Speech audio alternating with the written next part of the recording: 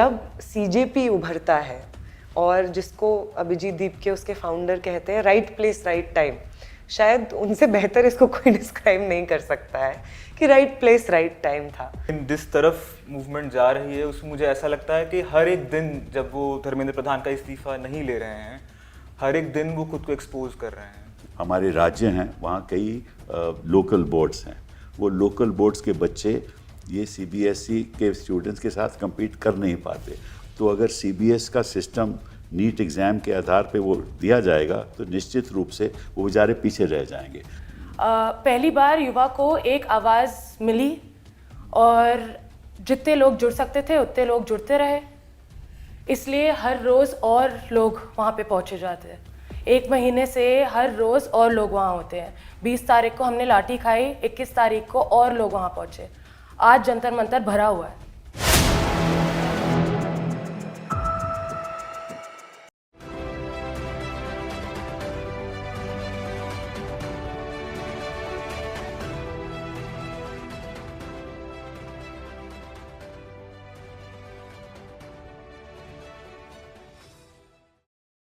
नमस्कार। जो इतिहास रचा जा रहा है जंतर मंतर में, उसके बारे में आज हम बात करेंगे। जो जज्बा दिख रहा है जंतर मंतर में, उसके बारे में बात करेंगे। जो निराशा प्रकट हो रही है केंद्र सरकार के प्रति, उसके बारे में चर्चा करेंगे। इस देश में परिवार अपने बच्चों के लिए क्या चाहते हैं और बच्चे अपने भविष्य के लिए क्या चाहते हैं, उसके बारे में चर्चा करेंगे। देश इस स्थिति पे पहुंच गया है कि युवा आज के दिन सोचता है कि उनका भविष्य खतरे में है और जो शिक्षा की प्रणाली है उसमें खोट है।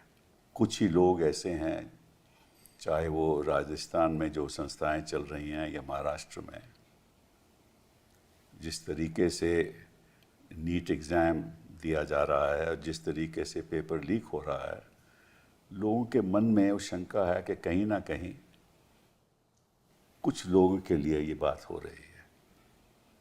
और शुरुआत आपको मालूम है कि 3 मई को हुई, जब नीट का इम्तिहान हुआ, पेपर लीक हुआ, और फिर 12 मई को पेपर कैंसिल करना पड़ा। 23 लाख बच्चे उस इम्तिहान में बैठे, 23 लाख बच्चे, और कुछ 1 लाख से ज़्यादा सीटें हैं। तो 23 लाख में से अगर 21 या 22 लाख फेल हो जाएं, नीट में सफल ना रहें, तो उनका भविष्य क्या है। और एक अगर बच्चा बैठता है और वो सोचता है कि मेरा इम्तिहान तो अच्छा हुआ था, अगली बार बैठेगा, हो सकता है कि उसकी परफॉर्मेंस इतनी अच्छी ना हो। तो इसी सोच के साथ 11-12 बच्चों ने अपना आत्महत्या कर ली। उसका जिम्मेदार कौन है? और सरकार तो सरकार होती है, चाहे वो अंग्रेज़ों की सरकार हो या हमारी अपनी सरकार हो। जब तानाशाही सरकार होती है तो ना अंग्रेज़ और ना अपनों में कोई फ़र्क दिखता है। ये बहुत ही एक गंभीर मामला है। 2014 में ये सरकार सत्ता में आई थी, ये 12 साल तो हो गए। तो 12 साल तो युवाओं के तो अच्छे दिन आए नहीं। फिर क्या हुआ? दोबारा नीट हुआ। जब दोबारा नीट हुआ तो खैर वो नीट हुआ, कुछ लोगों ने वहाँ भी उसका भी शंका किया, पर उस बात को छोड़ दें। और अब तो खैर ये भी कह रहे हैं कि जो OMR था वो भी फेक है, उसके बारे में याचिका डाली गई है, उसके बारे में आज चर्चा नहीं करेंगे। लेकिन आने वाले दिनों में होगा क्या? जिस तरह से हिंसा का माहौल पैदा हुआ, और हिंसा किसने की ये भी आपके उसके बारे में भी हम चर्चा करेंगे। और आज की स्थिति ये है कि सोनम वांगचुक जी ने अनशन शुरू किया, उनके साथ 3 और बच्चों ने अनशन शुरू किया। 23 दिन अनशन चलता रहा। 28 जून को शुरू हुआ और 18 जुलाई को फिर सोनम वांगचुक को वहाँ से उठाया गया और अस्पताल ले गए। हम लोगों ने याचिका डाली, मैं खुद उसमें वकील था। हाई कोर्ट ने कहा कि कोई बात नहीं। हमने कहा कि वांगचू चाहता है कि वो अपने मन मर्जी के साथ अपने प्राइवेट अस्पताल में जाए, सिंगल जज माना नहीं। फिर वो अपील में गए, अपील में फिर उनको ये सुविधा मिल गई। इधर लाठीचार्ज हुआ, महिलाओं के ऊपर लाठीचार्ज हुआ, बच्चों के ऊपर लाठीचार्ज हुआ, सर फटे, महिलाओं के चोटें आईं और रैपिड एक्शन फोर्स ने पैलेट के साथ लोगों के ऊपर चोट आई और कईयों की तो आंख में पैलेट चले गए। इस सिचुएशन को देखते हुए आज हमारे साथ 3 ऐसे युवा लोग हैं जो वहाँ थे और जो 3 अनशन पे बैठे थे सोनम वांगचू के अलावा, वो आज हमारे साथ हैं। उनमें से 2 हमारे साथ हैं और एक और युवा हमारे साथ है जिनको चोटें भी आई, जिनके ऊपर लाठीचार्ज भी हुआ। तो सबसे पहले तो नेहा जी, मैं आपका स्वागत करता हूँ। बहुत बहुत धन्यवाद कि आप यहाँ आए। नेहा बोरा जी एक स्टूडेंट एक्टिविस्ट हैं, आप नेशनल प्रेसिडेंट हैं ऑल इंडिया स्टूडेंट्स एसोसिएशन की।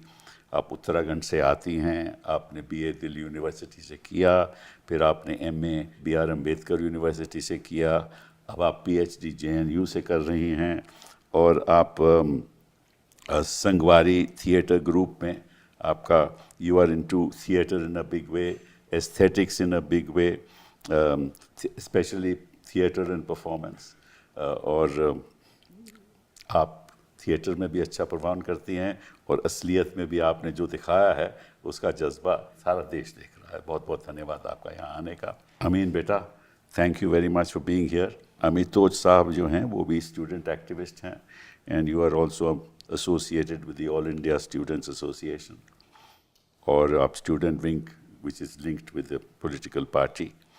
और 23 दिन आप भी अनशन पर बैठे रहे और आप पंजाब से हैं। आपने BA गुरु तेग बहादुर यूनिवर्सिटी से किया, खालसा कॉलेज से किया और करंटली आप PhD कर रहे हैं अर्बन स्टडीज़ पे BR अम्बेडकर यूनिवर्सिटी। और आपने फार्मर्स प्रोटेस्ट में भी हिस्सा लिया था। बहुत बहुत धन्यवाद आपका आने का। और अनुष्का जी, अनुष्का घोष जी, आप 21 साल की हैं, प्रोफेशनल हैं, आपने स्कॉटलैंड से डिग्री ली, उसके बाद आप यहाँ ही साइकोलॉजी में डिग्री ली, फिर आप इवेंट्स को क्यूरेट करती हैं और शुरुआत में तो आप मॉडल भी रही हैं, मुझे पता चला, और आप इसमें जुड़ी, आपने लाठियाँ खाई, आपको आपके सहयोगी दोस्त ने बचाया भी, ये भी मैंने सुना है। तो शुरुआत नेहा जी आपसे करते हैं कि आप वहाँ बैठे, आप आंखों देखी बात, आपने क्या क्या देखा? आपके मन में क्या बीत रहा है? आपके 23 दिन तो आप अनशन में बैठे, शुरुआत कैसे हुई, आज कहाँ हैं, आने वाले दिनों में क्या होने वाला है? शुरुआत तो शायद अनशन के दिन से नहीं हुई। शुरुआत तो हुई बहुत पहले, जब शायद धर्मेंद्र प्रधान शिक्षा मंत्री बने भी नहीं थे, लेकिन जब से वो बने भी 2021 में, उसी 2021 में JEE के एग्ज़ाम और नीट के एग्ज़ाम में बहुत बड़ा मिसमैनेजमेंट और इनफैक्ट पेपर लीक होने की भी बात आती है। और अपने पहले ही साल में वो अपने इस्तीफ़े की मांग को स्टूडेंट मूवमेंट के मेमोरेंडम में दर्ज करवा लेते हैं और उनके इस्तीफ़े की मांग के लिए हम तब से लड़ रहे हैं। और उन्हीं के साथ साथ फिर एक लंबे समय के बाद जो और इश्यूज़ रहे हैं हमारे एजुकेशन पे स्पेसिफिकली, क्योंकि हम लोग स्टूडेंट एक्टिविस्ट होने के नाते हमारा प्राइमरी कंसर्न है, तो उसमें NTA जैसे एजेंसीज़, एक ऐसा देश जहाँ पे एज इट इज़ जो एंट्रेंस एग्जामिनेशंस होते हैं उनको डिसेंट्रलाइज रूप से करवाया जाए, इसके लिए इतनी जद्दोजहद चल रही है। अनीता एक स्टूडेंट हुआ करती थी जिनके भाई आए थे, मुझे पता चला 20 के प्रोटेस्ट में, मखतूब ने कवर किया था तो मुझे कल पता चला उनके भाई आए थे। अनीता अपनी जान लेने पे मजबूर हुई थी क्योंकि ये एग्जामिनेशन जिसको आज हम लोग जानते हैं नीट के नाम से, वो फोर्स किया जा रहा था तब स्टूडेंट्स के ऊपर, जब तमिलनाडु में, कर्नाटका में, बाकी जगह पे स्टूडेंट्स कह रहे थे कि आप डिसेंट्रलाइज रूप से करिए मेडिकल एंट्रेंस एग्जामिनेशंस। तो उसके लिए ऑलरेडी रेजिस्टेंस था कि एग्जामिनेशंस डिसेंट्रलाइज रूप से हों, इसके बावजूद थोपा जाता है एक सेंट्रलाइज एग्जामिनेशन को, और वो भी ऐसे एक एजेंसी को दे दिया जाता है, एनटीए जैसे एजेंसी को, जो किसी भी रूप में ना ट्रांसपेरेंट है ना अकाउंटेबल है, और उसके पास अपना भी कोई ऐसा रोबस्ट या स्ट्रॉन्ग फ्रेमवर्क नहीं है कि वो किसी भी इस तरह के एग्जामिनेशन को करवा पाए। तो उसका इस तरीके का एक जो एजेंसी है वो रद्द हो, इसका मांग, और जो एक नेशनल एजुकेशन पॉलिसी लाई है इन फोर्स, जो कि आज के समय में पब्लिक एजुकेशन की रीढ़ पे वार कर रही है, और उसके बरक्स एक प्राइवेट एजुकेशन का मॉडल हमारे सामने खड़े करने की कोशिश कर रही है। इन सब के खिलाफ एक लंबे समय से इस देश का स्टूडेंट मूवमेंट तो लड़ ही रहा था, और इस प्रोसेस में मेमोरेंडम्स जमा करने से लेकर के 2 साल पहले धर्मेंद्र प्रधान को डीयू में हमारे साथियों ने काला झंडा दिखाया था, वो तक टू हम सब के ही ऊपर आई थिंक मल्टीपल चार्जशीट्स हैं, इन सब अलग अलग 2024 का भी नीट जो पेपर लीक हुआ था उसमें भी उसको लेकर के, इन सब चीज़ों में। तो ये जो लड़ाई है ये तो बहुत ही लंबी थी। तो जब सीजेपी उभरता है, और जिसको अभिजीत दीपके उसके फाउंडर कहते हैं राइट प्लेस राइट टाइम, शायद उनसे बेहतर इसको कोई डिस्क्राइब नहीं कर सकता है कि राइट प्लेस राइट टाइम था। लोग इतने फ्रस्ट्रेटेड थे, इतने सालों के डिसअपॉइंटमेंट और एंगर को अपने सीने में दबाए हुए थे, कि जब उन्हें ऐसा कोई एक क्रिएटिव आउटलेट मिलता है, और एक तरफ हमारे जुडिशरी सिस्टम में इतने विद्वान लोग बैठे हुए हैं कि जिन सिटीजन्स के राइट्स को सेफगार्ड करना है उन्हें कॉकरोच की उपाधि से नवाजते हैं, और वो कॉकरोच मतलब हमारा आइडेंटिफिकेशन या यंग लोगों का आइडेंटिफिकेशन ये नहीं है कि अरे हमें कॉकरोच क्यों बोल दिया, उनका तो ये आइडेंटिफिकेशन है कि सही में कॉकरोच जैसा ही तो व्यवहार करते हैं आप हमारे साथ में। तो ये सब बहुत सारे पजल के पीसेस एक साथ फिट हो जाते हैं, और ये जो एक सैटारिकल प्लेटफॉर्म होता है उसको इतना मास सपोर्ट लोगों की तरफ से आपने मिलता कभी है। सोचा था कि इतना सपोर्ट मिलेगा? नहीं, हमने सच में नहीं सोचा था, किसी ने नहीं सोचा था। हम जब हंगर स्ट्राइक पे भी बैठे तब भी हमने नहीं सोचा कि अच्छा हंगर स्ट्राइक को भी इतना बड़ा रिस्पॉन्स मिलेगा। लेकिन इस मूवमेंट ने आई थिंक जो हम लोगों को एक चीज़ सिखाई है कि आप जो सालों साल लड़ाइयाँ लड़ते हैं, ज़रूर उनको शायद बिल्डअप होने में समय लग सकता है, लेकिन जब वो मूवमेंट्स खड़े होते हैं तो उन मूवमेंट्स को ज्वाइन करने वाले लोग, उनमें लड़ने वाले लोगों की जो ताकत होती है फिर वो ही आपको कैरी फॉरवर्ड कराती है उन मूवमेंट्स को। चलिए एक और सवाल मैं आपसे पूछता हूँ, फिर आपके पास आऊँगा अमीन जी। चलिए धर्मेंद्र प्रधान ने समझ लीजिए इस्तीफा दे दिया, फिर क्या होगा? इशू धर्मेंद्र प्रधान तो नहीं है। बिल्कुल इशू तो है ना कि आपकी जो शिक्षा की व्यवस्था है उसका सारा ढांचा है उसको बदलना होगा। बिल्कुल। तो फिर आप क्यों इंसिस्ट कर रहे हो कि धर्मेंद्र प्रधान इस्तीफा दे? हमारा ये बहुत इम्पोर्टेंट पॉइंट है, क्योंकि सब लोग हमसे पूछते हैं कि एक व्यक्ति विशेष से क्या होगा, मतलब हर्षाख पे उल्लू बैठा है, कोई और धर्मेंद्र प्रधान आ कोई जाए, और धर्मेंद्र प्रधान फिर आ उसका जाएगा, इस्तीफा मांगोगे, और फिर उनका इस्तीफा। तो फिर कैसे इससे होगा? पहले भी इस्तीफा मांगा जा रहे थे जो शिक्षा मंत्री थे, वो तो संलिप्त थे इंस्टीट्यूशनल मर्डर के लिए, रोहित वेमुला के लिए। तो ये प्रोसेस भी लंबा है। तो ये सही बात है कि एक इंडिविजुअल का इस्तीफा आप मांग रहे हैं, इंडिविजुअल से क्या होता है। करेक्ट। तो वही बात है कि ये, और इनफैक्ट आज के रेजीम के किसी भी कैबिनेट मिनिस्टर का इस्तीफा मांगना सिर्फ एक व्यक्ति विशेष का इस्तीफा मांगना नहीं है। एक ऐसी सरकार जिसमें राजनाथ सिंह कह सकते हैं कि ये यूपीए की नहीं, ये एनडीए की सरकार है, यहाँ पे इस्तीफे देने की जरूरत नहीं पड़ती, हम नहीं देते हैं इस्तीफे, क्योंकि वो समझते हैं कि वो परमानेंट है, उनका डीएम है, उनका परमानेंट है। आपको लगता है कि आप कुर्सी लेकर के आए थे, आपको इनहेरिटेंस में मिली है कुर्सी, क्यों नहीं आप देंगे इस्तीफा? आप जो हर साल हर समय पे आप हमारे पास आते हैं, जाति धर्म तमाम तरीके की भाषा के रिश्ते हमसे जोड़ करके हमसे वोटों की भीख मांगते हैं, वो रिश्ता जब आप जोड़ने की कोशिश करते हैं उस कुर्सी पे बैठने के लिए, तो एक लोकतांत्रिक ढांचे के तहत आते हैं ना हमारे पास में। वही लोकतांत्रिक ढांचे के तहत भी आपको भी इस्तीफा देना पड़ेगा, चाहे आप किसी भी सरकार में हैं। तो ये किसी व्यक्ति विशेष के इस्तीफे के बारे में नहीं है। अच्छा। ये सरकार के एरोगेंस के बारे में है। अच्छा। कि आप एक ऐसी व्यवस्था को पहली बात तो चला नहीं सकते हैं, जो कि लगातार फेल करती है इस देश के आम जनता को।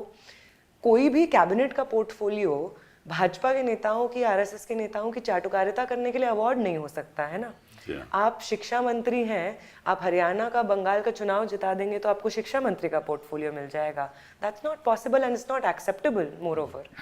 तो आप अगर शिक्षा मंत्री हैं तो you have to perform and you have to work for the जिता तो इलेक्शन कमीशन रहा, ये थोड़ी ना जिता रहा। हाँ, ये भी सही बात है। नहीं, बहुत सारे हाथ लग रहे हैं इस जीत में। इलेक्शन कमीशन, अब उसका इस्तीफा मांगा जाएगा, जुडिशरी, ईसीआई, सबका लग रहा है। उसका इस्तीफा भी मांगा जाएगा। हम तो ये कह रहे हैं इनफैक्ट सर, आज कल से हमसे कोई पूछ रहे हैं कि आप चाहते हैं कि इस प्रोटेस्ट में आप इतना सारा बात बोल रहे हैं, तो how do you want this protest कि कैसे लोग याद रखें आगे जाके। तो हम तो बोल रहे हैं कि इस प्रोटेस्ट को ऐसे याद रखा जाए कि ये वो प्रोटेस्ट थे जिनसे शुरुआत हुई थी इस्तीफों की छड़ी लगने की। तो हम तो चाहते हैं कि धर्मेंद्र प्रधान से वो शुरुआत हो और उसके बाद लाइन में इतने लोग खड़े हुए हैं आज के सरकार में, जिन्होंने एक से बढ़कर एक इस देश के आम जनता के अधिकारों को छीना है, संविधान को छलनी की। तो अमीन बेटा, ये शुरुआत है आपके हिसाब से? नेहा जी ठीक कर रही हैं? ये तो मतलब आने वाला वक्त बताएगा, लेकिन जिस तरफ मूवमेंट जा रही है उसमें मुझे ऐसा लगता है कि हर एक दिन जब वो धर्मेंद्र प्रधान का इस्तीफा नहीं ले रहे हैं, हर एक दिन वो खुद को एक्सपोज कर रहे हैं। और हर एक दिन जैसे जब वो धर्मेंद्र प्रधान का इस्तीफा नहीं ले रहे हैं, ये भी महसूस होता है कि लोग जग रहे हैं। और जो हम कहते थे कि क्या भारत में डेमोक्रेसी है, क्या ये सच में डेमोक्रेसी है, उसकी जड़ें और पक्की होती जा रही हैं। मुझे जब लोग आते हैं प्रोटेस्ट साइट पर, हमसे बातें करते हैं और बहुत सारे छोटे छोटे सर्कल्स में, ग्रुप्स में बैठ के डिबेट्स या डिस्कशन होती हैं। जब मैं हंगर स्ट्राइक पे भी था तब भी जब मुझे वॉशरूम ले जाया जाता, मैं ये चीज़ नोटिस करता था कि रात के 2-3 बजे तक लोग बातें कर रहे हैं। तो वो एक नर्चरिंग ऑफ डेमोक्रेसी भी देख रहा हूँ मैं, कि ये मूवमेंट के बहुत सारे हासिल अभी हमें ऑलरेडी मिल चुके हैं। और प्रधान जी का इस्तीफा तो इनएविटेबल है मेरे हिसाब से। आपके हिसाब से इनएविटेबल है, बट ये फिर चलिए मान भी लिया, जैसे मैंने नेहा जी से पूछा, मान भी लिया कि इस्तीफा हो भी जाता है, फिर आगे क्या करेंगे आप? आपने देखिए, आपने पहली बार अनशन किया अपनी ज़िंदगी में, पहली बार किया और 23 दिन किया। ये भी अपने आप में एक ऐतिहासिक बात है। हाँ, और आज भी आप कमज़ोर हैं, नॉर्मल फूड खा नहीं सकते। नेहा जी, आप भी नहीं नॉर्मल फूड खा सकती हैं, खिचड़ी खाते हैं, लिक्विड डाइट लेते हैं, आपको वक्त लगेगा, आप स्वीट ले नहीं सकते, उससे शुगर बढ़ जाता है। तो आपने कभी सोचा नहीं था कि इस अनशन से पहले कि यार क्या होगा मेरा? नहीं, जब हमें ये फैसला ले लिया गया, क्योंकि हमें लगा कि हर एक डेमोक्रेटिक प्रोसेस, हर एक पीसफुल तरीका, मीन्स ऑफ प्रोटेस्ट हम एग्जॉस्ट कर चुके हैं। और ये भी था कि ना तो सरकार उस तरीके से सुन रही है और लोगों में भी एक थकान आ रही है कि इसके बाद आगे क्या होगा। तो जब सोनम वांगचुक जी इस मोड ऑफ प्रोटेस्ट में गए, हंगर स्ट्राइक में गए, तो हमने भी ये कहा कि अगर वो जाएंगे तो हम as students, as youth of the country, हमें भी इसमें अपना पैर आगे धरना चाहिए।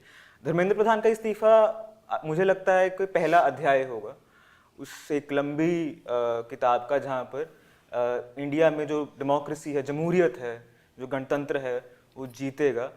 अभी से ऐसी वीडियोस आने लगी हैं कि स्कूल के बच्चे स्कूल बंद कर दिए हैं बहुत सारी स्टेट्स में, और ये कहें कि हमारे पास ये फलानी क्लास में स्कूल टीचर नहीं है, या फिर उस स्कूल टीचर को इतने सारे वर्कलोड दे दिया गया है, वो हमें पढ़ा नहीं पा रहा है। तो जब इस तरीके की मुझे लगता है अवेकनिंग है, तो ये पहला चैप्टर है और इसके आगे बहुत सारे चैप्टर भी लिखे जाने हैं। क्योंकि नेहा जी ने एक बात बड़ी अच्छी की कि भाई ये सारा सिस्टम डिसेंट्रलाइज होना चाहिए। अभी कुछ ही दिन पहले स्टालिन साहब ने एक एडिटोरियल लिखा हिंदू में, और ये डीएम की तो मांग कई सालों से है कि ये नीट एग्जामिनेशन एक सेंट्रल एग्जामिनेशन है, कुछ ही बच्चों के लिए फ़ायदेमंद है, क्योंकि जो सीबीएसई के स्टूडेंट्स हैं उनके लिए तो बहुत अच्छा है, लेकिन जो हमारे राज्य हैं वहाँ कई लोकल बोर्ड्स हैं, वो लोकल बोर्ड्स के बच्चे ये सीबीएसई के स्टूडेंट्स के साथ compete कर नहीं पाते।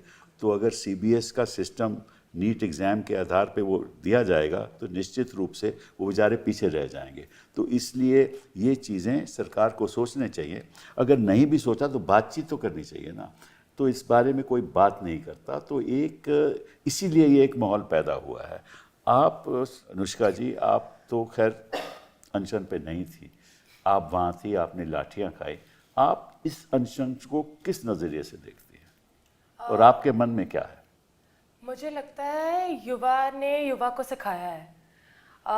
ऐसे बहुत सारे लोग थे जिन्हें इसके बारे में नहीं पता था। धर्मेंद्र प्रधान के बारे में, नीट पेपर लीक्स के बारे में बहुत जनता है जिन्हें इनके डिटेल्स के बारे में नहीं पता था। क्यों हर रोज़ और लोग इससे जुड़ जाते हैं? बिकॉज ये ब्रॉडर पॉइंट ऑफ व्यू से मैच करता है कि अकाउंटेबिलिटी किसी भी चीज़ में नहीं रही है। हम बच्चे हैं, हमारे जनरेशन को, most of us I think, हमने ये इलेक्शन में पार्ट नहीं लिया होगा, हमने ये पार्टी नहीं इलेक्ट की होगी। हमें इस कंप्लेसेंसी की आदत सी पड़ने लग गई थी कि अकाउंटेबिलिटी तो नहीं ली जाती है, आवाज़ तो नहीं है। पहली बार युवा को एक आवाज़ मिली और जितने लोग जुड़ सकते थे उतने लोग जुड़ते रहे, इसलिए हर रोज़ और लोग वहाँ पे पहुँचे जाते हैं। 1 महीने से हर रोज़ और लोग वहाँ होते हैं। 20 तारीख को हमने लाठी खाई, 21 तारीख को और लोग वहाँ पहुँचे। आज जंतर मंतर भरा हुआ है। तो आप समझते हैं कि जो युवा हैं उनको एक मौका मिला है और उनको ये भी समझ आई है कि वाकई में ये देश के सामने ये असली मुद्दे हैं। मुझे लगता है कि पहली बार हमें समझ आई है कि हम ये अकाउंटेबिलिटी मांग सकते हैं और बैठे रह सकते हैं जब तक ये अकाउंटेबिलिटी हमें दी ना जाए।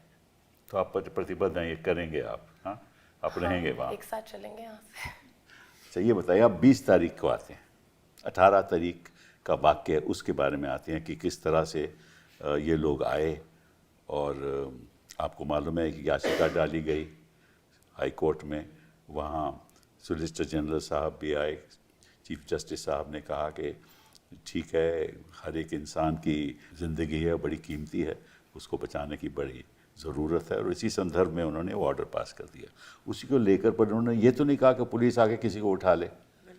हाँ, तो जब वो 18 तारीख को वो हादसा हुआ, आप दोनों अनशन पे थे, आप बताइए हमें, आंखों देखी कि हुआ क्या? हम लोग एक्चुअली जितना सुबह सुबह वो लोग आए, हम लोग तो सब सो रहे थे और मैं तो सो ही रही थी, अमीन शायद जगे हुए थे और आपने ही मुझे उठाया, आपने मनीष ने, हाँ, मैं सोई हुई थी, मनीष और आमीन जगे। 3 लोग अनशन पे थे, अपार्ट फ्रॉम नहीं, हम तीनों, आप 3 प्लस सोनम, हाँ, 4 लोग टोटल। हाँ, हमाद भी एक और स्टूडेंट थे। अच्छा। वो भी थे, उनको बहुत दर्द, एक्चुअली किडनी में उन्हें क्लॉट्स हो गए हैं, ब्लड क्लॉट्स। ओह गॉड। तो वो उनको ऑन एंड ऑफ होना पड़ रहा था, लेकिन वो भी आखिरी दिन तक थे। अच्छा। तो हम सोए हुए थे 3 लोग अनशन भूख हड़ताल पे जो लोग थे, और हमारे साथ जो रात में साथी रुकते थे वो सोए हुए थे। अब पता नहीं ऐसा कैसे हुआ कि मैं सोई रह गई, ये लोग जगे थे, बट मेरी सुबह उस दिन ऐसे ही हुई कि मुझे ऐसे पैर हिलाया मेरा कि उठिए कॉमरेड उठिए। तो मैंने देखा और जैसे ही मैंने आँख खोली तो एक पहले तो प्लेन क्लोथ्स का एक बहुत बड़ा जत्था अंदर गया। मुझे लगा कि वो वॉलंटियर्स हैं, आम जनता है अंदर जा रही है, लेकिन बहुत फोर्सफुली वो अंदर जा रहे थे। और उसके बाद RAF और पुलिस पर्सनल का एक जत्था अंदर बार्जिन कर रहा था। अंदर कहाँ? स्टेज वाला जो एरिया था, जो एक तरह से बैरिकेडेड रहता था, अच्छा। वहाँ वो बार्जिन कर रहे हैं। And with in a matter of seconds, not even minutes, with in a matter of seconds, हमको समझ भी नहीं आया, वाइट शीट्स ऐसे ऊपर उठ गई और वो 2-3 सेकंड में स्टेज के एक कोने से दूसरे कोने चली गई और वो गायब हो गई। और ये होने के 1-2 मिनट बाद पुलिस का एक और जत्था RAF का, जिसमें महिलाएं रहती हैं सबसे आगे, महिला पुलिस पर्सनल, वो हमारा जो कैंप साइट था वो रस्सियों से चारों तरफ से ऐसे बैरिकेडेड था, क्योंकि आखिरी के दिनों में बहुत ज़्यादा हमको मतलब इम्यूनिटी हमारा कॉम्प्रोमाइज़ था, तो एक डिस्टेंस हमको बोला गया था रखने के लिए, इन्फेक्शन वगैरह के लिए, तो वो बैरिकेडेड था रस्सी से। पुलिस उस रस्सी को तोड़ते हुए अंदर घुसने की कोशिश करती है और हमारे साथ, क्योंकि तब तक ये सबको पता चल गया था कि वो सोनम वांगचुक को ले गए हैं, तो सब जग चुके थे। और क्योंकि हम लोग थोड़ा नीचे बगल में सोते थे और हमारे आसपास बाकी प्रोटेस्टर्स वहीं सोते थे सब लोग ही, तो हमारे पास पहुंचना भी आसान था उनके लिए। जैसे ही पुलिस आई, सब लोग जग करके उन्होंने आसपास घेरा बना लिया और ये सब ये कह रहे थे, एक दूसरे को भी कह रहे हैं, खुद को कह रहे हैं, कैमरा को कह रहे हैं कि सोनम जी को उठा लिया, इनको नहीं उठाने देंगे, इनको नहीं उठाने देंगे। And they make a human ये किसने चेन। कहा? सब कह रहे थे एक सब कह दूसरे रहे को, थे, जो अच्छा। वहाँ पे प्रोटेस्टर्स थे। अच्छा। मतलब ऑफ कोर्स हमारे संगठन के तो लोग थे ही जो वहाँ पे थे, लेकिन वो लोग जो रोज हमें, अब इतनी मजेदार बात है, प्रोटेस्ट साइट्स ऐसी ही होती हैं। आप सोचते हैं कि यही तो समाज है, खराब ही होता है, बेहतर समाज कहाँ पॉसिबल है। प्रोटेस्ट साइट्स आपको सिखाती हैं। हम चल नहीं पा रहे होते थे, और अगर हमारे कोई साथी पीछे छूट गए, जब हमें वॉशरूम लेके जाना है, खुद से खड़े हो जाते थे लोग कि आप हमारा हाथ पकड़िए, हम छोड़ के आएंगे वॉशरूम। खुद वॉशरूम अंदर जाके चेक करके आते थे, पानी डाल देते थे अगर साफ नहीं तो होता था। इंसानियत हिंदुस्तान में आज भी कायम है। आज भी कायम है। प्रोटेस्ट साइट आपको उसका सरकार में एग्जाम्पल इंसानियत देते हैं। कायम नहीं, लेकिन लोगों में इंसानियत अब वो कायम। प्रोटेस्टर्स को पाकिस्तानी बताते रहेंगे तो कैसे सीख पाएंगे लोगों से कि इंसानियत होती क्या है। तो वही लोग जो हमें हर रोज मदद करते थे, आते जाते पानी पूछते थे, तबीयत पूछते थे, वही लोग आए, अपने बॉडी से उन्होंने हमें डिफेंड किया कि नहीं ले जाने देंगे आपको। और वो वहां पे बैठे रहे, अगले 1 घंटे तक वो नहीं गए। पुलिस चली गई आधे पौने घंटे बाद, पर वो नहीं गए कि पता नहीं वापस आ सकते हैं। और उस दिन के बाद से 3 दिन तक हम एक आंख खोल के तो सोते ही थे, और बाकी सब साथी भी सोते थे वहां पे, लेकिन लोग भी आ जाते थे सोने के लिए कि पता नहीं लोग क्या करेंगे, हम हैं।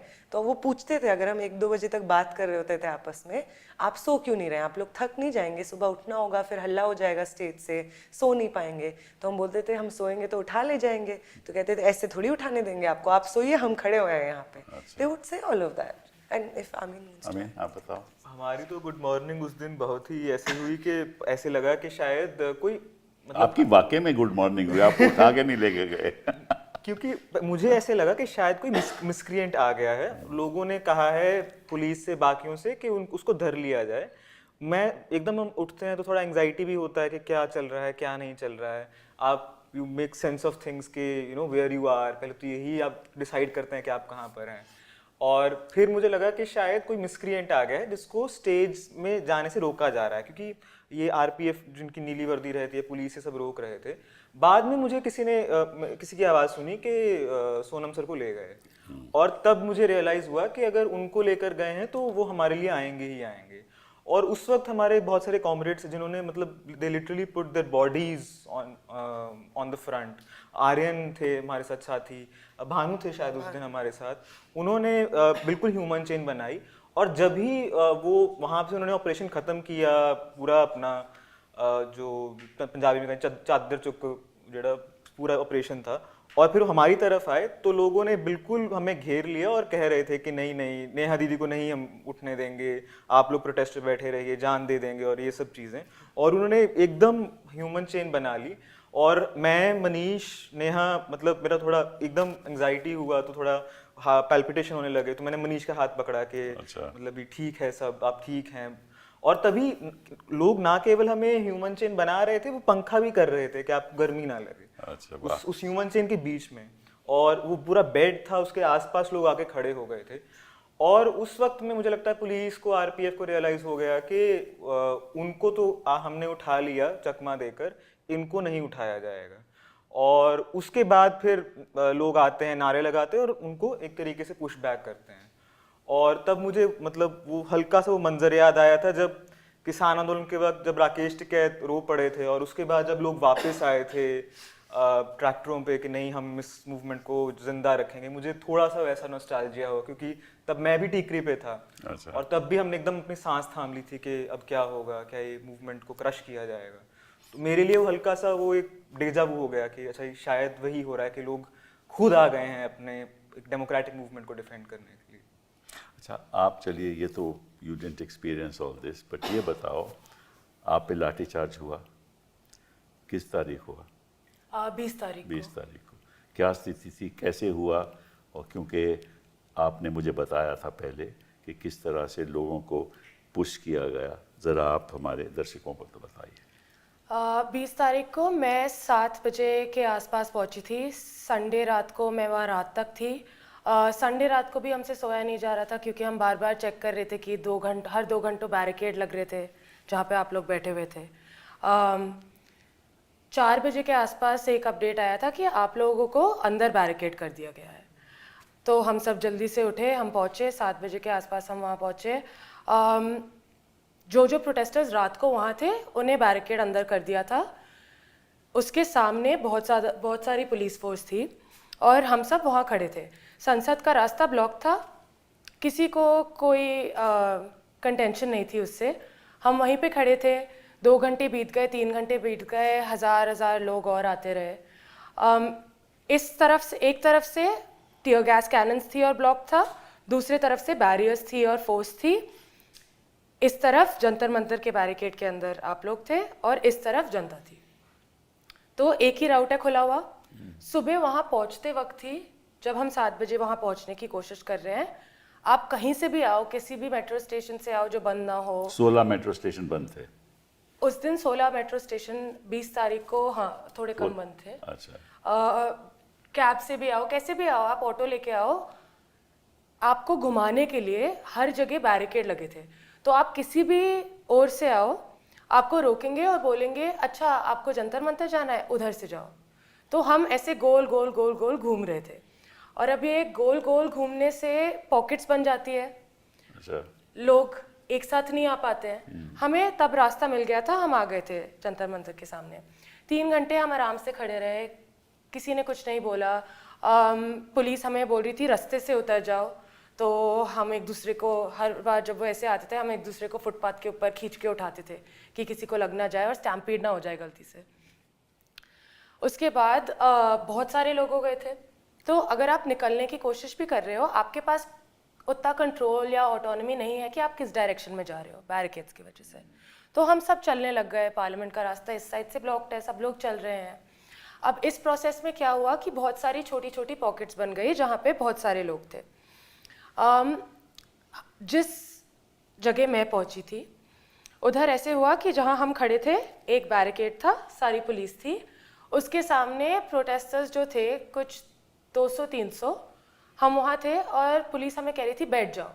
तो प्रोटेस्टर्स खुद 4 सबको बिठा रहे हैं, पुलिस की हेल्प कर रहे हैं कि कोई चीखेगा नहीं। नारा चल रहा था पीसफुल प्रोटेस्ट, उस वक्त पीसफुल प्रोटेस्ट। हम सब ज़मीन पे बैठे हुए हैं, प्रोटेस्टर्स खुद पुलिस की हेल्प कर रहे हैं, सब एक दूसरे को चुप करा रहे हैं, फुटपाथ से हटा रहे हैं।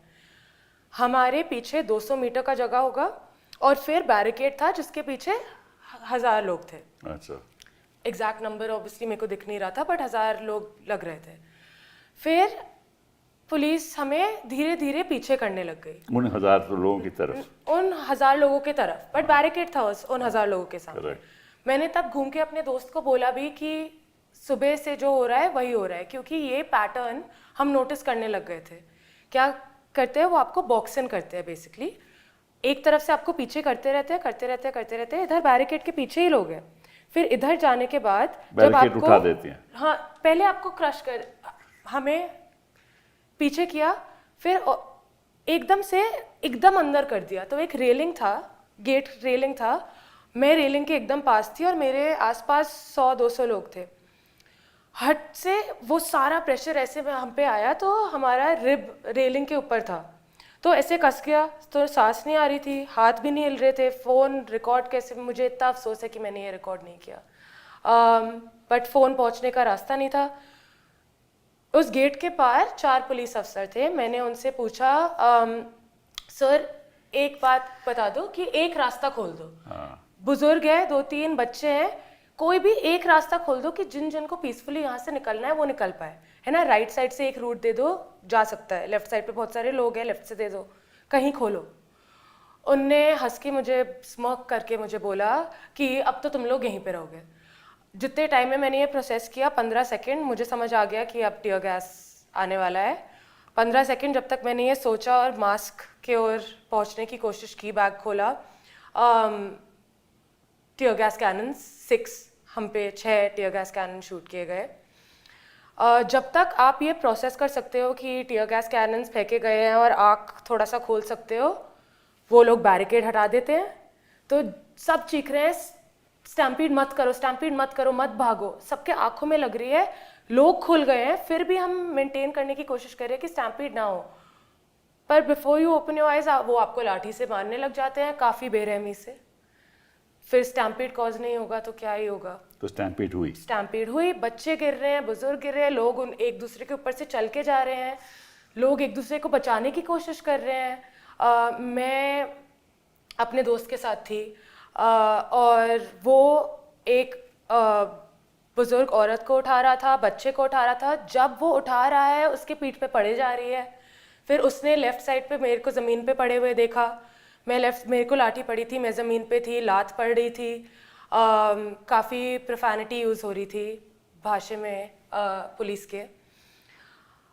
उसने मुझे देखा और वो आया और वो मुझे उठा तो नहीं पा रहा था क्योंकि इतने तेज़ी से लोग जा रहे थे, तो उसने अपने आप को मेरे ऊपर ऐसे कर दिया और उसके शरीर पे इसके 8-9 निशान हैं, पूरे पीठ पे नील है। जितने टाइम में हम सबको उठा के जा रहे हैं, और आप ये भी याद रखिए कि लोग जो भाग रहे हैं उन्हें तब भी पड़ रही है। आप इधर से निकल गए, उधर जाके एक और राउंड 2 भी हो रहा है। हम फेज 1 फेज 2। हाँ, तो हम वहाँ से निकल रहे हैं, उधर भी पड़े जा रही है। तो बहुत ही हंगामा सा हो गया था, खून दिख रहा था लोगों को भागते हुए। मेरी जो दोस्त शुरुआत में मेरे साथ खड़ी थी, उसने किसी का सर फटते हुए भी देखा था। तो सुबह से एक चीज़ मेरे को समझ नहीं आ रही थी। जब ये सब हो रहा था, एक नैरेटिव मेरे दिमाग में चल रहा था कि मुझे भागना है, मेरे को लग रही है, और दूसरा नैरेटिव चल रहा था कि क्यों पूरे सुबह से मैंने एक चीज़ नहीं देखी। एक बार मैं पूरे वहाँ घूम रही हूँ, मैं 7 बजे से वहाँ हूँ। ये टाइम का कोई कॉन्सेप्ट नहीं था उस दिन, बट 1-2 बजे 2 बजे 3 बजे कुछ ऐसे हुआ होगा। मैं खुद को सोचने की कोशिश कर रही थी मैं कि एक बार भी मैंने एक प्रोटेस्टर को भी किसी को खुद से जाते हुए, मारते हुए, कुछ भी करते हुए नहीं देखा। पीसफुल चल रहा था, पीसफुल चल रहा था, बिल्कुल। पूरा वायलेंस इनिशिएट इस प्रोटेस्ट में हमारे तरफ से नहीं हुआ था। अगर कोई कुछ कर भी रहा था, बाकी सब कुछ उससे उन्हें पीछे कर रहे थे। अगर किसी को गुस्सा आ भी गया एक खा के, सब बाकी सब उसको पीछे कर देते थे। वायलेंस से भी जवाब वायलेंस नहीं था शुरुआत में, और इसका बहुत सारा प्रूफ तो है ही पूरे इंटरनेट पे। जब हम वहाँ से निकलने की कोशिश कर रहे थे, तब भी हम देख रहे थे, जब लट पड़ रहे थे फिर भी कोई कुछ नहीं कह रहा था। सुबह से पूरा वायलेंस का इस नैरेटिव में इंट्रोड्यूस हमारे तरफ से नहीं हुआ था। और वो कह रहे हैं कि भाई पथराव हुआ। वही तो, पत्थर आए कहाँ से? और जो भी वीडियो आप दिखा रहे हो हमें कि ये देखो पुलिस को मार रहा है, वो सब 1-2 बजे के बाद क्यों है? हम तो आपको सुबह से वीडियो दिखा रहे हैं कि कुछ ना कुछ हो रहा है। तो आप 7 बजे से लेकर 1 बजे तक सब शांतिपूर्ण? बिल्कुल शांति थी, बिल्कुल। और उसके बाद किसी ने पथराव किया, किसने किया ये नहीं कोई जानता। नेहा जी आप बताइए, आपको कुछ जानकारी होगी इसके बारे में? नहीं, हमारे लोगों ने देखा कि क्या हुआ, वो कैसे हुआ। जनपद के वहाँ पे मेट्रो स्टेशन पे एक वहाँ पे खंबा जैसा गड़ा हुआ था, तो वो वर्दी में, पता नहीं किसने पहनी होगी वर्दी, तो वो व्यक्ति थे, उस खंबे को तोड़ा जाता है और वहाँ पे जो सीमेंट के टुकड़े उसमें से निकलते हैं, वो वर्दी वाला इंसान वो एक टुकड़ा उठाता है, अपने बगल में वर्दी वाले को दूसरा तीसरा देता है और वो मारना शुरू करते हैं। तो वर्दी में कौन लोग थे और वो उनको ऑर्डर, तो कुछ लोग वर्दी में नहीं भी थे ना? कुछ लोग वर्दी में नहीं थे, बिल्कुल। और वो लोग फिर भी, कुछ लोग वर्दी में थे पर नेम टैग में नहीं थे। कुछ लोग वो तो कहते थे कि नेम टैग साहब, हम इस भगदौड़ में गिर जाता है तो हम नहीं चाहते कि लोगों के पैरों के नीचे नेम टैग आए, इसलिए हम अपने जेब में डाल देते हैं, इसमें हम लगाते नहीं हैं। ये तो उनकी एक्सप्लेनेशन है ना। सुबह से नेम टैग नहीं था, सुबह तो भागी दौड़ी स्टार्ट ही नहीं हुई थी, सुबह से किसी के पास नेम टैग नहीं था। There are also video evidences of this. There is a video evidence of this कि एक पुलिस वाला ऐसे खड़ा हुआ है और उसके पीछे दूसरा पुलिस वाला उसको कुछ कह के कह रहा है, वो पीछे मुड़ रहा है, उसने ये अपना नेम टैग हटाया और फिर वो सामने देखता है। तो there is evidence of this also. तो देखो, आपको क्योंकि आपको तो जानकारी होगी किस तरह से लाठीचार्ज हुआ, क्यों हुआ। और दूसरी बात आप बताइए, वो जो ट्रक जिसमें पत्थर आए थे, वो उसकी कोई जांच हुई? आपको मालूम है उसके बारे में कुछ? या जो एक वैन वहाँ खड़ी थी जिसके विंडोज तोड़े गए, जिसके उसके बारे में कुछ मालूम है आपको? बिल्कुल, ये बात तो हम पूछना चाहेंगे कि वो व्यक्ति जो केरला भवन है, जो उसके जस्ट पीछे वैन खड़ी है जिसमें सोनम वांगचुक की पार्टनर गीतांजलि हैं, आफरीन है, अभिजीत हैं, हमारे साथी अंजलि, दानिश हैं, ओइशी हैं साथी हमारी, वो सब उस वैन में ऊपर हैं, कभी नीचे हैं, कभी आसपास हैं। उस वैन को पुलिस कर्मियों द्वारा पूरी तरीके से घेर लेना, उस वैन के ऊपर चढ़ करके उस वैन के विंडशील्ड के ऊपर लाठी बरसा के उसको तोड़ना, ये किसने किया? अगर इस पे भी अगर दिल्ली पुलिस थोड़ा सफाई दे सके, दिल्ली पुलिस अगर इस पे सफाई दे सके कि अगर आप प्रोटेस्टर्स को डिस्पर्स सिर्फ करना चाह रहे थे तो सर पे लाठी मारने की क्या ज़रूरत है? आप डिस्पर्स कर रहे हैं, सर पे सबको मालूम है कि एक बहुत वाइटल ऑर्गन है और इससे इट इज़ फेटल, यहाँ पे कोई भी वुंड कैन बी फेटल। आप बताइए ये कैसे हुआ? मैं आपको फैमिली मेंबर्स का कांटेक्ट दे सकती हूँ, मैं आपको बता सकती हूँ कौन से अस्पताल में भर्ती हैं वो 3 लोग जिनके पेलेट इंजरीज हैं, जिनमें एक इंसान का एक आँख का पूरा रोशनी चला गया है कंप्लीटली, दूसरा इंसान का ऑपरेशन हुआ है वो भी नहीं देख पाएंगे, तीसरी एक फीमेल है जिनके कान में लगा है और वो सुन नहीं पाएंगे अब कभी। आप बताइए पेलेट गन्स का इस्तेमाल जो आपने किया है वो कौन तो जम्मू कश्मीर में होता था वैसे। बिल्कुल, आपने यहाँ पे सेंट्रल दिल्ली में Connaught place the heart of the capital, the heart of this country and the heart of this country, आपने वहाँ पे पेलेट गन्स इस्तेमाल किया। तो आप ये भी बताइए कि आपके जो अलग अलग पुलिस की वर्दी में लोग हैं वो पुलिस बेटन्स महिला प्रोटेस्टर्स के प्राइवेट पार्ट्स में इंसर्ट करने की कोशिश करते हुए क्यों दिख रहे हैं? ये भी थोड़ा जवाब दें, क्योंकि आपका ये नैरेटिव कि हम तो डिस्पर्स कर रहे थे क्राउड, ये plus everything that is on record, on videos, on testimonies of real people, they are completely contradictory to one another. Outlook के एक जर्नलिस्ट में मुझे पता चला उनको पैलेट आया है, उन्होंने तो एमएलसी का पूरा रिपोर्ट जारी किया, मुझे पता चला। तो is the outlook journalist lying? Is the सीटी स्कैन्स ऑफ दोज 3 पीपल्स जिनका आईसाइट चला गया है, हियरिंग लॉस हुआ है, is that a lie? Is the injury of people जिनके सर फट गए हैं, इज दैट अ लाई? मतलब ये कैसे हो सकता है? How can there be so many cooked up numbers? एक अस्पताल में आसानी से 500 से 600 700 लोग कैसे कुक्ड अप हो सकता है एक अस्पताल में? And there are several hospitals, RML, LHMC, AIIMS, Safdarjung, several hospitals where you hear similar stories. हमारा एक टीम गया था, RML, दानिश जो हमारे साथ भूख हड़ताल पे बैठी थी, शुरुआत में हम 6 लोग बैठे थे, Danish was one of them. She along with a team, we went to different hospitals. She met these families. We have met the families of the people who've been injured by pellet guns. We have met students जिनका sir फोड़ा है आपने। कौन झूठ बोल रहा है? आप बताइए कौन झूठ बोल रहा है? आप बताइए कि सेंट्रल दिल्ली में जहाँ पे आम जनता पहुँच नहीं पा रही है, आपने कन्फाइन किया हुआ है उनको सेंट्रल दिल्ली के अलग अलग कोनों में, उनको उन्हीं सेक्शंस में पीटने के लिए। उस सेंट्रल दिल्ली में जहाँ पे कोई नहीं है, उस सेंट्रल दिल्ली के बीच में ट्रक कैसे पहुंच जाती है पत्थरों से भरी हुई without the police intervening in this? आप पूरी जनता को घुमाए जा रहे हैं सेंट्रल दिल्ली, और सेंट्रल दिल्ली पे लोग पहुंच नहीं पा रहे हैं। हमें अपने दोस्त नहीं मिल पा रहे हैं क्योंकि कॉल नहीं हो पा रहा है, व्हाट्सएप मैसेज नहीं जा पा रहा है, लेकिन ट्रक पहुंचा दी है प्रोटेस्टर्स ने, आम जनता ने पत्थरों से भरी ट्रक पहुंचा दी है सेंट्रल दिल्ली में, और दिल्ली पुलिस को पता नहीं चला है। आपको तो अपनी, अगर ऐसा हुआ है तो आपको किसी और काम में बिजी होंगे, उनको शायद तो पता नहीं चला होगा। तो फिर तो आप अपनी नाकामयाबी के लिए माफी मांगिए, आप तो इस्तीफा दे दीजिए अगर आपको पता ही नहीं चल पा रहा है इतनी बड़ी ट्रक घुस जा रही है पत्थरों वाली। तो अगर if either you are complicit in bringing that truck inside, if you are not complicit then you are highly incapable, in both the cases you are unfit to be on duty, it's as simple as that. तो पथराव आपके हिसाब से षड्यंत्र था वो भी एक, क्योंकि प्रोटेस्टर तो किसी के हाथ में कुछ था नहीं।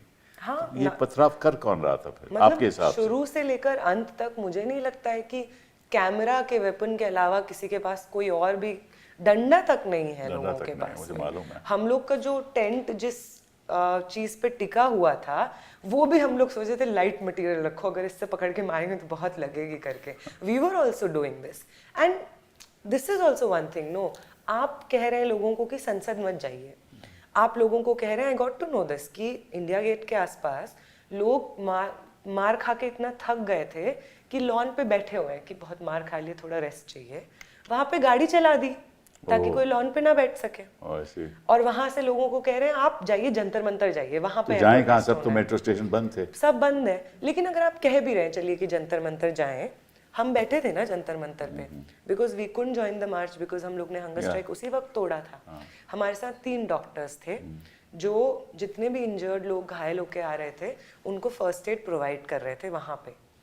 आप सबको कह रहे हैं जंतर मंतर जाइए, पार्लियामेंट बन जाइए, जंतर मंतर जाइए, जनता जंतर मंतर आ रही है। 3, साढ़े 3, 4 बजे के आसपास आप जंतर मंतर पे शेलिंग क्यों करते हैं, लाठीचार्ज क्यों करते हैं? आप स्टैम्पीड का सिचुएशन जैसा बताया अनुष्का ने, ये फोर्स किया गया है, स्टैम्पीड हैज बीन फोर्स्ड, कि आप लोगों को इस कदर खदेड़िए, लिटरली लाइक कैटल खदेड़िए कि वो अपनी जान बचाने के लिए कुछ भी ना देखें, उनके पास वो चॉइस ही ना रहे कि वो किसी भी चीज़ को परसीव कर पाएँ, अपने सराउंडिंग्स को देख पाएँ कि क्या चल रहा है। और उसी पूरे प्रोसेस में जहाँ पे हम बैठे थे हमारे टेंट पे, जहाँ पे हम हंगर स्ट्राइकर्स बैठे थे, पीछे एक दीवार है, लोग स्टैम्पीड, टीयर गैस शेलिंग से और लाठीचार्ज से बचने के लिए उस वॉल को क्लाइम करते हैं, वो वॉल गिर जाती है हमारे ऊपर along with the railing. Wall कैसे गिर गई? आप ये सोचिए ना कि वॉल कैसे गिर गई। आप ये पूछिए कि जेडीयू वाला जो ऑफिस का दरवाजा है वो टूट कैसे गया। ऐसे तो नहीं टूट जाता है, वो इसलिए टूटा क्योंकि आपकी फोर्सेस ने कोई रास्ता ही नहीं छोड़ा। आपने पहले एक साइड का ब्लॉक कर दिया और दूसरे साइड से, एक साइड से ब्लॉक कर दिया, उस साइड पे पूरा अपना फोर्स खड़ा कर दिया, दूसरे साइड के गेट से आपने किसी को आने से अंदर अलाउ नहीं किया और अपना फोर्स घुसाते रहे। और वहां पे जितने भी लोग थे आपने टीयर गैस शेल्स छोड़ा और फिर लाठीचार्ज किया। Why did you do that? Amin ji, ये बताइए, मैं आपसे एक दूसरा सवाल पूछना चाहता हूँ। एक डॉक्टर किसी मरीज को देख रहा है, उसको चोट आई है, तो मैं समझता हूँ कि जिन को भी चोट आई है और जो डॉक्टर देख रहे हैं, मैं बाहर के देशों की बात कर रहा हूँ, अपने देश की बात नहीं कर रहा, डॉक्टर को आकर बताना चाहिए कि किन किन लोगों को क्या क्या चोट आई। ये ट्रांसपेरेंसी होती है ना, हमको पता होना चाहिए। अब अगर आप आज अस्पताल में जाओ तो कोई आपको फ़ोटो नहीं लेने देगा, कोई आपको एमएलसी नहीं देगा, कोई आपको डॉक्टर की रिपोर्ट नहीं देगा।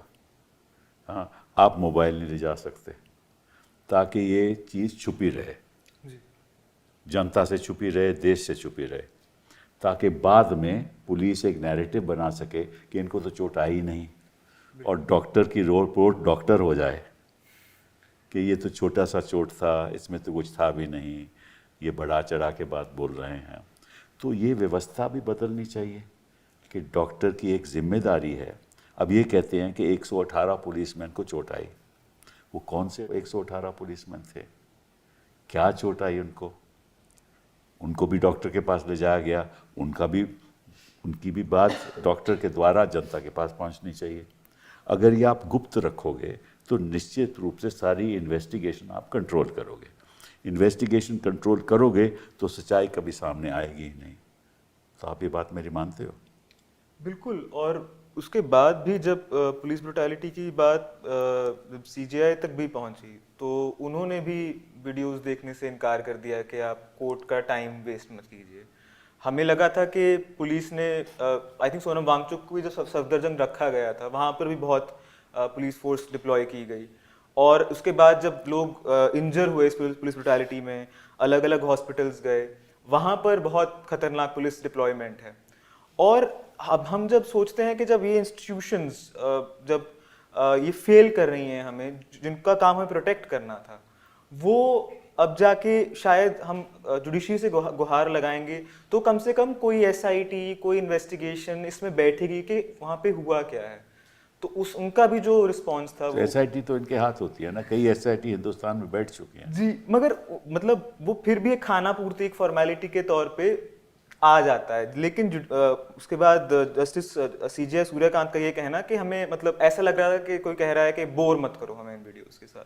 नहीं, मेरा ख्याल उनका जो मतलब, जो मैं समझता हूँ मतलब था कि भाई कोर्ट इसके बारे में कुछ कर नहीं सकती, क्योंकि आपने मुझे वीडियो दिखा भी दोगे तो निश्चित रूप से कोर्ट क्या कर सकती है। अगर आपको किसी को चोट लगी है और वहाँ वीडियो दिख रहा है तो आप जाके एफआईआर करिए, एफआईआर करके उसकी इन्वेस्टिगेशन होगी। मैं उनके रवैये की बात कर रहा हूँ। ये हो सकता है कि वो ये बात सोच रहे हो कि हमारा ये जुरिस्डिक्शन नहीं है। मैं let us understand from his point of view what he was saying. लेकिन वही बात फिर आपने हाई कोर्ट के सामने रखी और हाई कोर्ट ने कहा कि नहीं, इनको जवाब देना चाहिए। लेकिन जो ज़्यादा गंभीर बात यह है कि अगर सब चीज़ें गुप्त रखेंगे, किसी को बताएंगे नहीं कि असलियत में किस किस्म की चोट आई, डॉक्टर को वो हक नहीं देंगे जनता को बताने के लिए। और इसीलिए मैंने उस दिन जब कहा था कि हो सकता है कि आपके खिलाफ केस लग जाए, कोई यूएपीए का केस लग जाए, ये लग जाए, वो लग जाए। और अभी इसके बारे में अभी आपसे मैं पूछूंगा। अभी मैं कुछ ही अभी पता चला है कि एक NSA नेशनल सिक्योरिटी एक्ट के अंतर्गत लेफ्टिनेंट गवर्नर को पावर दी गई है कि किसी के ऊपर भी NSA कि उसको गिरफ्तार किया जाए। नाउ पुलिस कहती है कि ये तो होना ही है, तो हमेशा होता है, ये कोई नई बात नहीं है, क्योंकि हर NSA की नोटिफिकेशन एक वक्त तक होती है और उसके बाद उसका कंटिन्यूएशन होता है। चलिए मान भी लिया बात। फिर कनॉट प्लेस के प्रति एक नोटिफिकेशन ये जारी की गई कि 6:30 बजे सारी दुकानें बंद रहेंगी, और अगर बंद नहीं करेंगे और अगर कोई संपत्ति का नुकसान होगा तो उसके जिम्मेदार खुद शॉपकीपर होंगे। ठीक है ना? इसका मतलब कि जब सैटरडे संडे के वक्त वो समझते हैं कि इतनी तादाद में लोग आएंगे कि सिचुएशन है वो बिगड़ जाएगी, तो उसका जो कॉन्सिक्वेंस ये है कि लोगों को गिरफ्तार करके NSA में बंद किया जाएगा।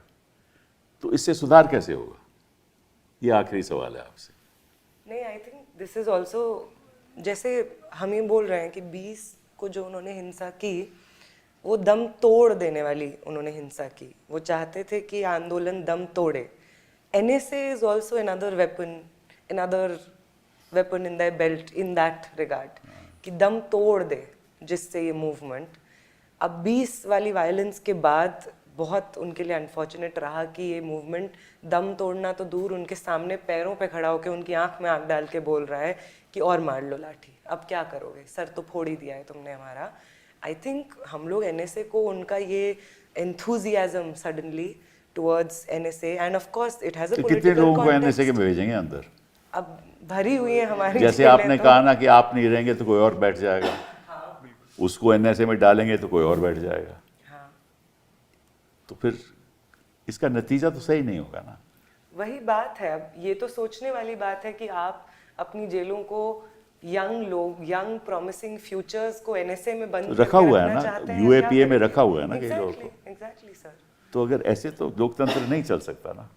क्या ख्याल है आपका? 20 तारीख के बाद जब हमें बोला जा रहा था और सुनने में आ रहा था कि पुलिस अफसर को भी चोट लगे हैं और प्रोटेस्टर्स ने खुद जाके अनप्रोवोक्ड पुलिस ऑफिसर्स को मारा है,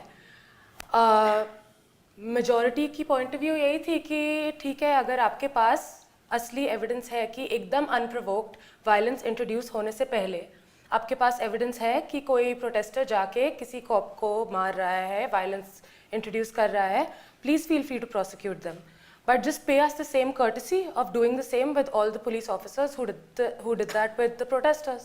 उसके लिए तो सैंक्शन चाहिए ना। उसके लिए तो सैंक्शन चाहिए और कानून उसके लिए के नेम टैग अंतर्गत। चाहिए प्रोटेस्ट पुलिस वो तो कैसे सैंक्शन तो कोई नहीं देगा ना आइडेंटिफाई करने के लिए। मगर इसमें एक चीज जो हुई है कि जो पुलिस स्टेट थी, जो कि पहले लगता था कि सिर्फ एक वल्नरेबल सेक्शन ऑफ सोसाइटी के लिए रिजर्व्ड है, जो उसकी ब्रुटैलिटी थी, जो हम घर बैठ के देखते थे, वो बुरी तरीके से एक्सपोज हुई है। जिनको ये सवाल था कि नहीं यार सब ठीक चल रहा है, कि डेमोक्रेसी बच जाएगी या डेमोक्रेसी को इतना बड़ा क्राइसिस नहीं है, उनके सामने जो वल्गैरिटी ऑफ द स्टेट है, जो उसकी पूरी ब्रुटैलिटी है, जो उसकी बेरहमी है, वो खुल के सामने आई है। लेकिन ये भी है कि जो इंसान जितना क्रूर होता है उतना डरपोक भी होता है, और इसीलिए मुझे लगता है कि इनकी क्रूरता भी खत्म होगी और जो इनका डर है आखिरकार वो एक्सपोज हुआ है लोगों के सामने कि ये सिर्फ ऐसा नहीं था कि रोहित वेमुला के लिए या जामिया के स्टूडेंट्स के लिए लोग इतना मतलब त्राही कर रहे थे कि उनके साथ गलत हुआ है, या आपके बच्चों के साथ भी हो सकता है। आपका बच्चा भी एक दिन घर आ सकता है और उसके आंख में पैलेट इंजरी हो सकती है और हो सकता है वो पूरी तरह ब्लाइंडेड हो। तो इस चीज़ ने मतलब जो हमारी लड़ाइयाँ अलग अलग मतलब टापुओं पे रह के लड़ी जा रही थी वो इंटीग्रेट भी हुई हैं। तो जो ये रिजीम का पूरा एक पुलिस स्टेट था वो भी बहुत बुरी तरीके से एक्सपोज हुआ है, which gives us even more hope, और उसी के बाद ये मूवमेंट और बड़ा हुआ। हम तो यही चाहेंगे कि आपकी जो हौसला बुलंद रहे और इसी तरह से पीसफुल तरीके से अहिंसा को लेकर आप आगे बढ़ें, और आप अपना सेहत का ख्याल रखें, और आप अगली बार लाठी मत खाना। कोशिश जारी है। और हम चाहते हैं कि देखिए, हम किसी के खिलाफ नहीं हैं, हम चाहते हैं कि व्यवस्था का सुधार हो, देश में अकाउंटेबिलिटी आए, देश में ट्रांसपेरेंसी आए, अच्छे लोग पॉलिटिक्स में आए, ये हिंदू मुस्लिम के आधार पे, और इलेक्शन कमीशन को साथ लेकर वोट काट के और वोट बढ़ा के लोकतंत्र बहाल कभी नहीं होगा। आपका बहुत बहुत धन्यवाद।